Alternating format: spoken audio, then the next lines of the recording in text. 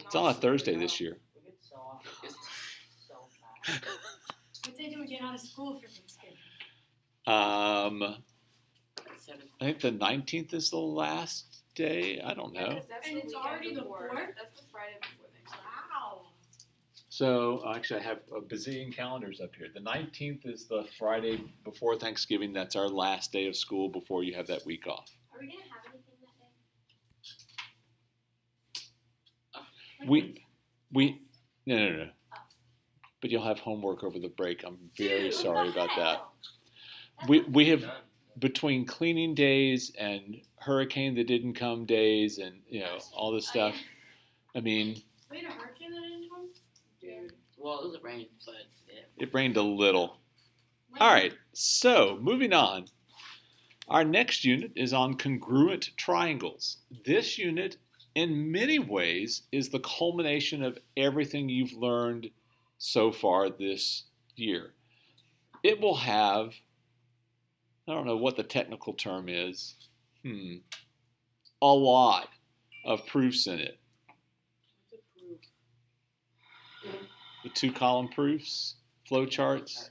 Oh, okay. Yeah, it will have a lot of those. And if I remember correctly, well over half the points on the test are proofs. What the heck? We can do, not columns, we can do flowcharts. Yeah, the way that you write them is going to be entirely up to you. I love flowcharts. Columns are better. All right, let's not make declarative statements about things that are personal opinion. That's a fact. It's a fact that you shouldn't make declarative sentences about things that are personal opinion. All right, so if we go back to the beginning of the year, we talked about things that were congruent. Just generally speaking, two objects are congruent. They have to have two characteristics. Do you guys remember those two characteristics for things to be congruent? No. Same size. Same size and the same shape. Same size, same shape. And what did we use to show congruent objects? A squiggle with They're two lines. attached to you. Oh. Hands. Your hands. Your hands are basically congruent to one another. Oh, Wait, they I thought are? we were talking Yes, they're the same size and the same shape.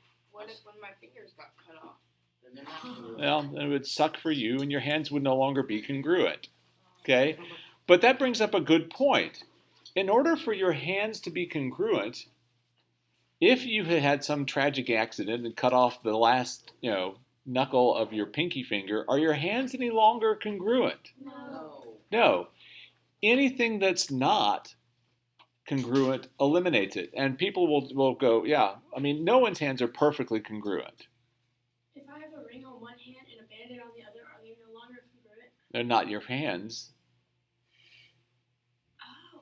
So it doesn't count as anything on it, it's just my actual flesh. Indeed. And the underlying bones and musculature. Musculature? Yes, The what? musculature. What's that mean? All the system of muscles Is that like that allow you to do things with your hands. Like that. Ew. Oh. My pinkies are double jointed, That's disgusting. which makes it really hard to play the guitar.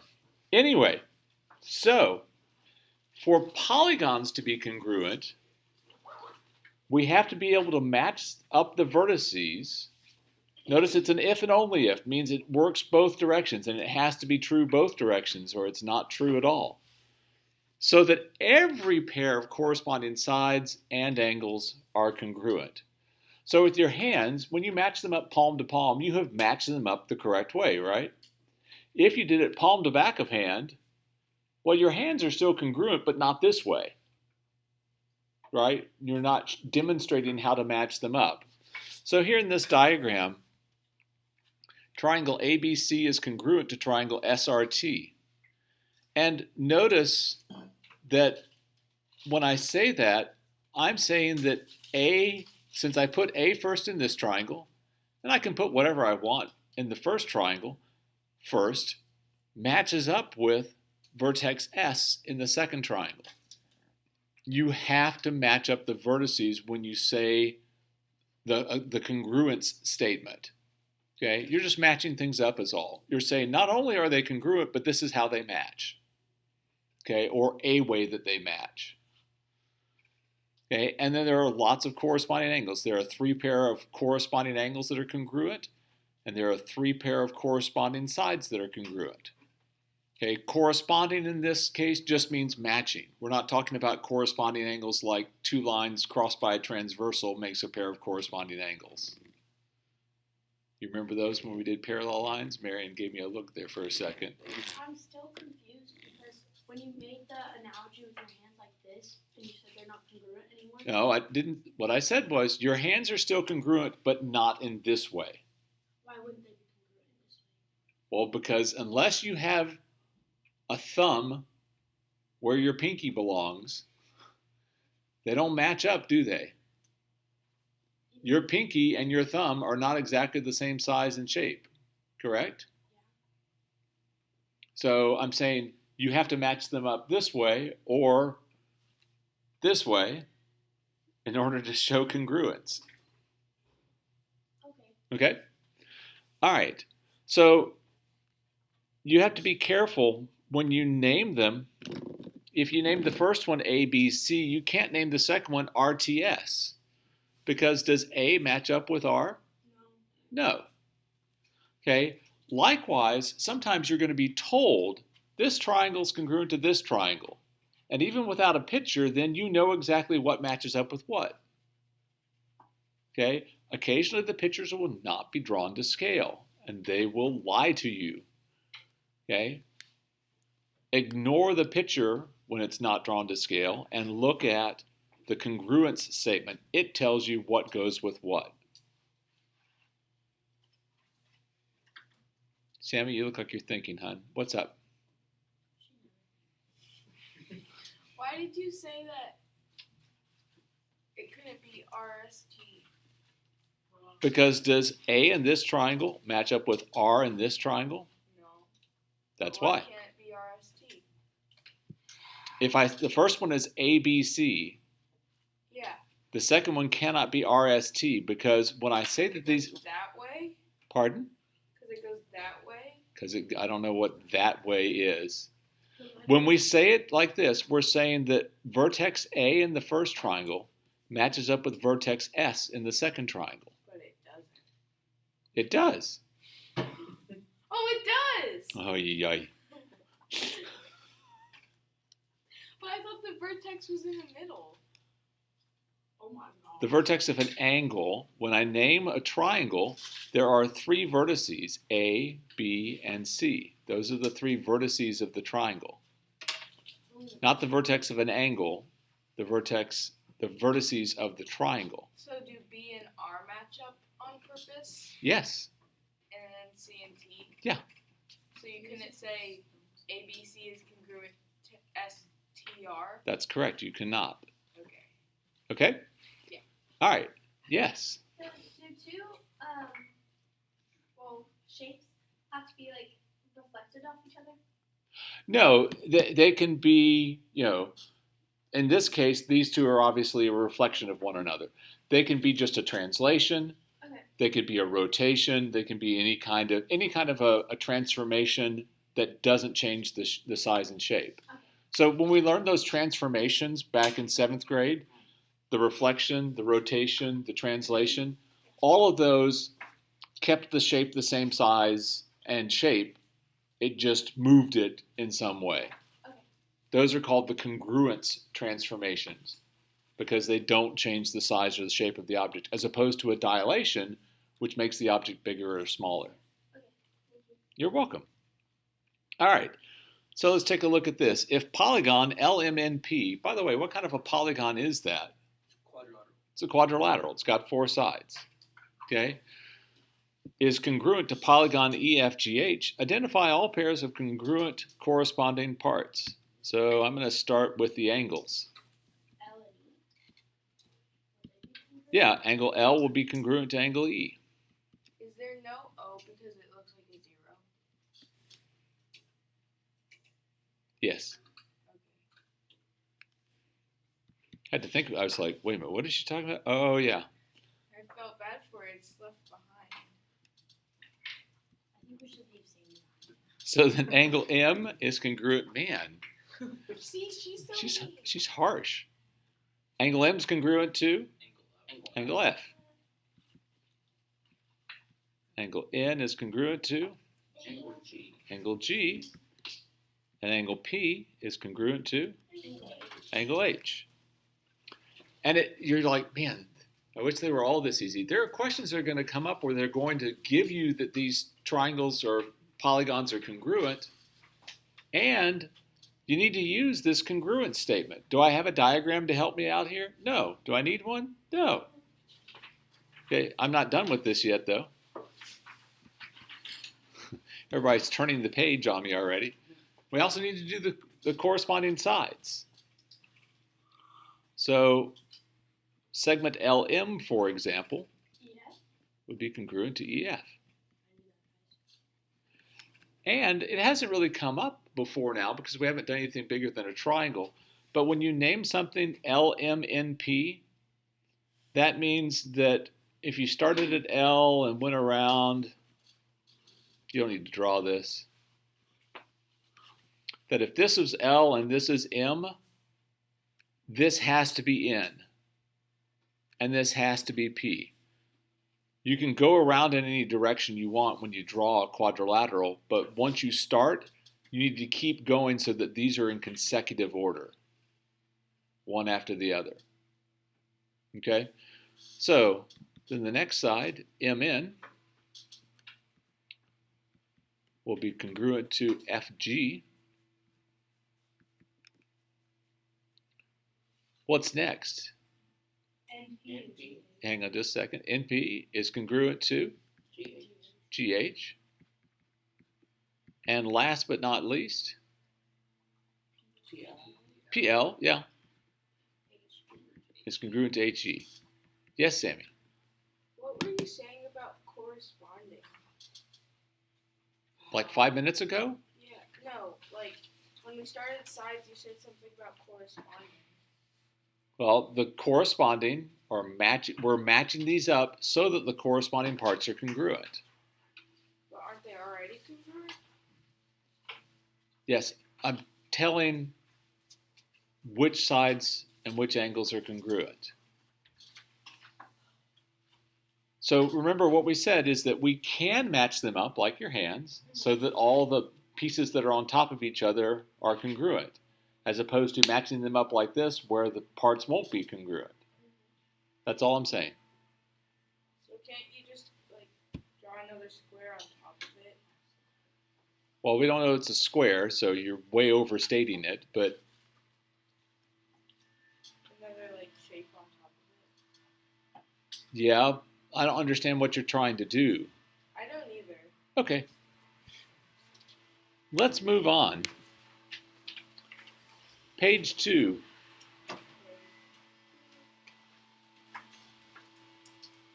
Is one of the outside doors open? It sounds like he's like in the hallway.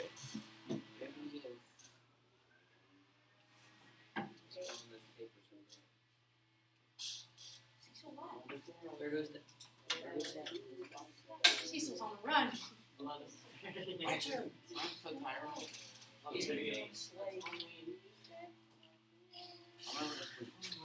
No, it's closed, but man, it's loud. All right. So we talked about the third angle theorem, I think, before. I don't remember for certain, Yes. so I tossed it on here. But this is just a reminder then, if we talked about it before. And if you have two triangles, and two of the angles of the first triangle are congruent to two of the angles of the second triangle, then the third pair of angles have got to be congruent. Right? Because the angles in a triangle have to add up to 180. And I specifically made this triangle smaller than this triangle. Okay? Because it doesn't matter how big this triangle is. The angles can still be the same. Exactly. Does anyone remember what triangles like that are called when one's bigger and one's smaller, but the angles are the same? Similar. Similar, very nice. How does he remember that? I don't know. Good job. Yeah, you're just real. All right, so for this problem, we're given that triangle ABC is congruent to triangle DBC. That tells you all the matching corresponding congruent parts. Okay, even without the diagram. It says find the values of x, y, and the measure of angle DBC. All right, so let's start with x. X is this angle right here at C in triangle DBC. Well, the angle at C in that triangle, At C? at, A-T, at, What does it mean by that? the angle whose vertex is C. Would the angle be BCD? Yes? Okay. Okay. Aren't they all vertexes though? Vertices? Yeah. Yes, but the vertex of this angle is C. I'm talking about this angle right now. So an angle has one vertex. A triangle has three vertices. Okay. Okay?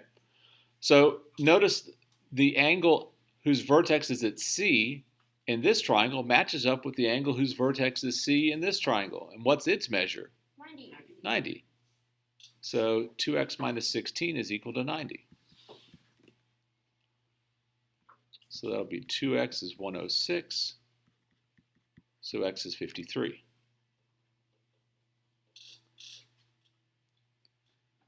Then for the y, we want to know, well, it's got to have something to do with the length of AB. That's the only place we have a y in this. What does segment AB match up with in the other triangle? D at DB. DB. So 6y plus 5 is equal to 29. So 6y is 24. Dividing, we get y is equal to 4. Yes, ma'am. Is this kind of like whenever we're doing the put them in order ABC thing, and you have to go triangle by triangle? Yeah, you've got to, the order has to be correct. Okay. So when they tell you these two triangles are congruent, they're not just telling you that they're congruent, they're also telling you how to match up the pieces. Okay? And then last, we're asked for the measure of angle DBC, which is this angle right there, angle DBC.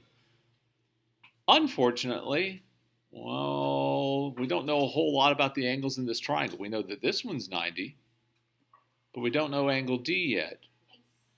Except that, what? And 72.1. How do you know that? Because it's equal to angle A. Why? Because they're congruent. Why are they congruent? Because the given told us to. Because they are the corresponding parts of these two congruent triangles. Yeah. It's trying to get you to finally say that.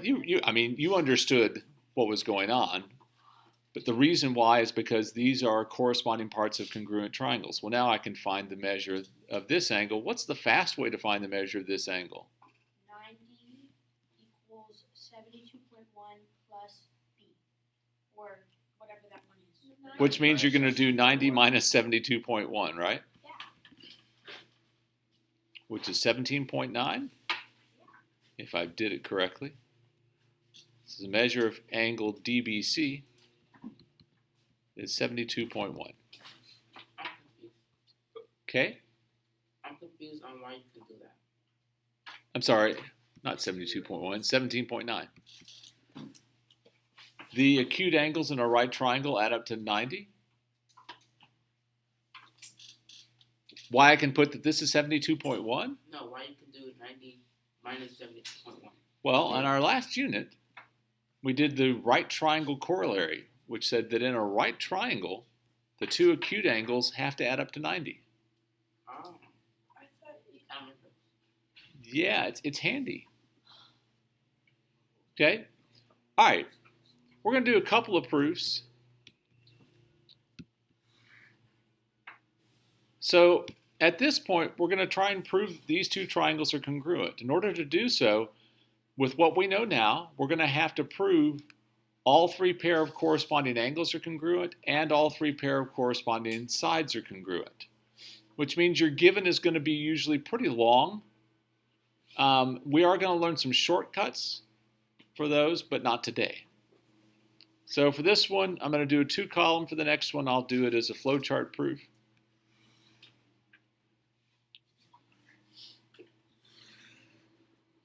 So we've got our statements and our reasons.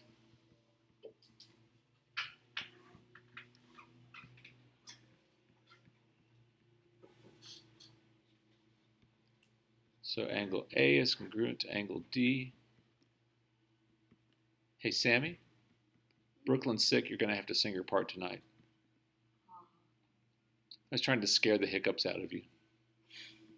I thought Jackson was one. They're both hiccup. I heard rubber. What? I was saying it's hiccup. I was laughing and then I hiccuped in the middle. But I swear Jackson could have hiccuped like fried Does it rice. smell like fried rice? There's an odd odor, yes. Why do hiccups happen?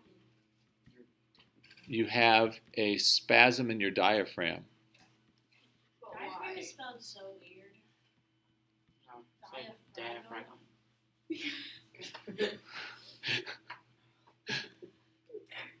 Ew. All right, so the only things that we know are congruent at this point are angle A is congruent to angle D. We've 1 down, 5 to go. But we've got a midpoint. What does a midpoint do to a segment? Cuts it exactly Cuts it in half. into equal Evenly in half. angles. It makes it by something. Cuts it into two Cuts equal it- angles. Two congruent angles. Two congruent Triangles, Sides. lines. segments. If you take a segment and cut it, you're going to cut it into two congruent segments. So when we cut AD into two congruent segments, it's the definition. You can look it up later. If C is the midpoint of AD, then I know that segment AC is congruent to segment CD.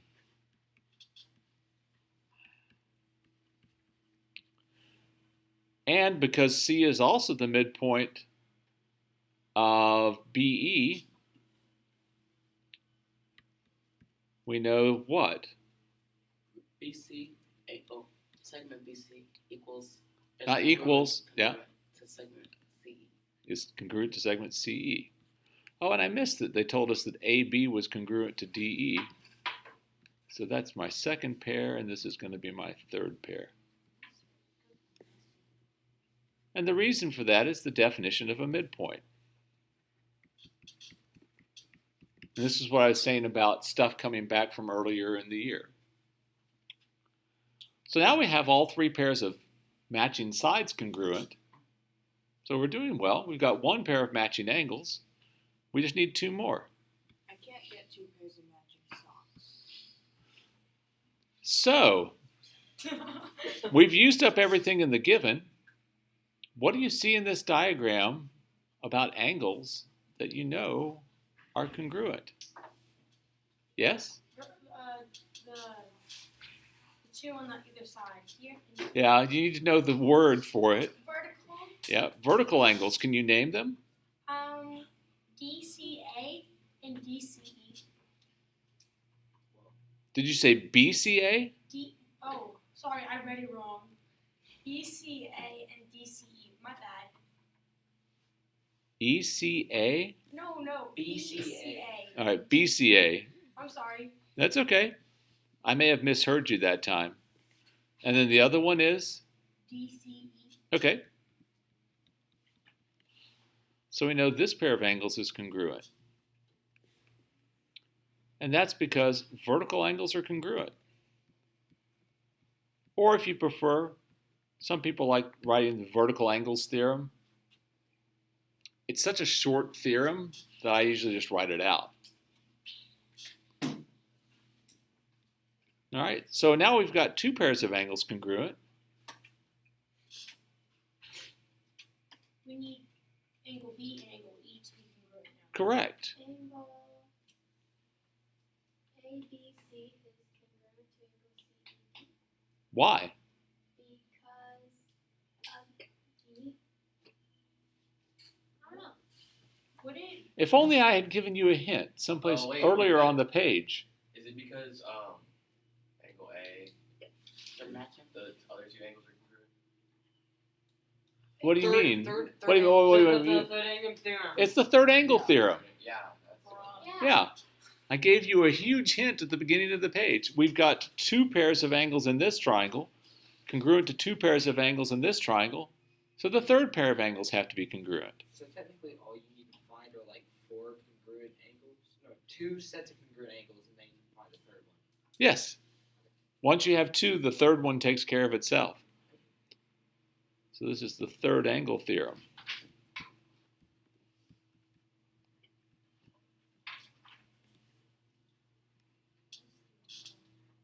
And now do we have enough to prove the 2 triangles congruent?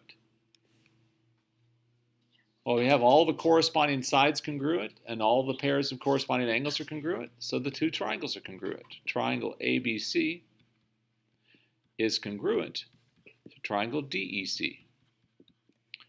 And that's because of the definition of congruent. I usually say triangles. You could say congruent polygons if you want to, but I have a symbol for triangle, so I'm using it. Symbol is just a triangle. Pardon? Symbol is just a triangle. For triangle? Yeah, I thought it was. Yeah. Use the symbol for polygon?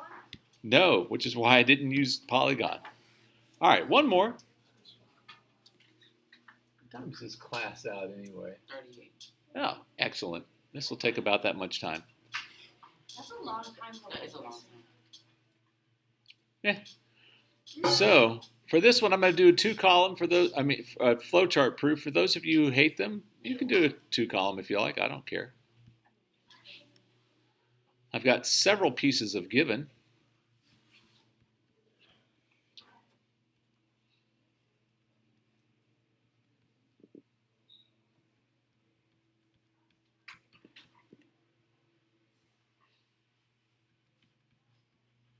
Let's see, KLJ,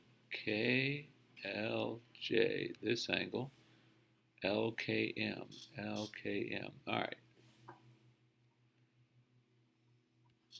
I mean, like K, whatever's in the middle, L is the vertex of that angle. So the other ones. Okay, there's like 12 angles in this. When you say the vertex of that angle, I really don't know which ones you're talking about. Is there a name for the intersection of? For this, no, No. we don't need it.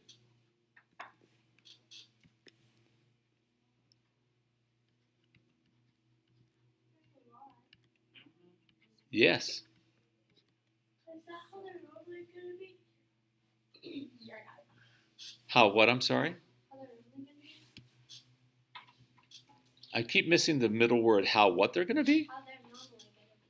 Like, Oh, normally going to be. like the last ones that normally gives like 1 given, maybe 2 givens, and then we solve it. Yeah, for now you're going to have a lot of givens. That sucks. Which is why some people don't like doing the flow proofs on these because there's so many pieces of given. Yeah, flows are bad. Facts. That is a update. And I think on this, one of the things that makes this one a little more difficult also is that triangle JKL and MLK overlap one another. So I'm going to draw them separated from each other. So JKL is this triangle. And MLK is this triangle.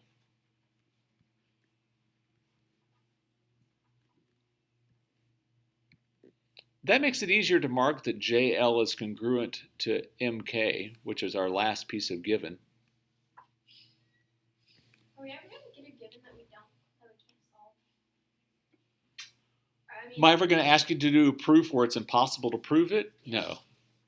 I'm mean, but gosh, I'm not that mean. will there ever be teachers that do that? Not in high school. Maybe if you took a college math class where you did proofs, they might go, prove this if possible. If not possible, explain why not. In college, do you have to take a geometry class, or can you just take A geometry class? Oh no. It depends on what your major is. If I wanted to go into law. Probably not. Although the thing about geometry that's good for law is all the logic. All right. So what do perpendicular lines do? They intersect at right angles. Okay, they make right angles. So if JK is perpendicular to KL, then where's the right angle? JKL. Yep, an angle JKL. So angle JKL, and let's also bring in this part, since it's going to be for the same reason. If ML is perpendicular to KL, MLK is right angle. yep, Sounds like airport names. these are both right angles.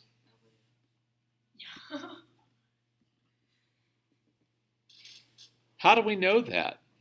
The definition of perpendicular angles. There are no perpendicular angles. Perpendicular lines. Thank you, perpendicular lines. My bad. Okay, now that's nice to know, but what we really want to know is that every pair of matching sides and every pair of matching angles are congruent. Well, we haven't said that these two angles are congruent, but are they if they're both right angles? Yeah. Mm-hmm. Yeah. So we're going to come over here and say angle JKL is congruent to angle MLK. And this is something new for you. The reason why is because all right angles are congruent. That's a reason we have not used before. All right angles are congruent. So now I've got that. And if I've got now two pair of congruent angles, what can I do? Third angle. Yeah, the third angle theorem. So combining this and this, I can now say that angle LJK is congruent to angle KML by the third angle theorem. We're almost there. We need one more pair of sides. All right, we've got two pair of sides congruent. We've got all three pair of angles congruent. What's the side that's missing on the first triangle What do you mean? that we haven't proved is congruent to anything? JM. No, we've got JL. JM. There is no JM in either of these triangles. Oh, those. These two triangles that we're trying to prove congruent. LK. LK. What's the side that we need on this other triangle? LK. LK. Oh, it's the same side. We have something for that. We have not used it before. And it is this. It comes just from the diagram that segment LK is congruent to segment LK. Does it make sense that something's congruent to itself? Yeah. Yeah. That is called the reflexive property. That's a new thing for you. Reflexive, like a reflex action. That's the word. Yeah. Yeah, it's not reflective. It's not shiny. It's a reflex. Now do we have all the pieces that we need? Do we have all the matching angles congruent and all the matching sides congruent? So now we just need to bring all those things that are congruent together into one thing. 1, 2, 3, 4, 5, 6. All of those come together to prove that triangle JKL is congruent to triangle MLK by the definition of congruent triangles.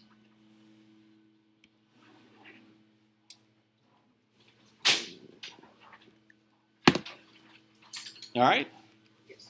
And that's it. It is in the book. Oh my goodness. All right.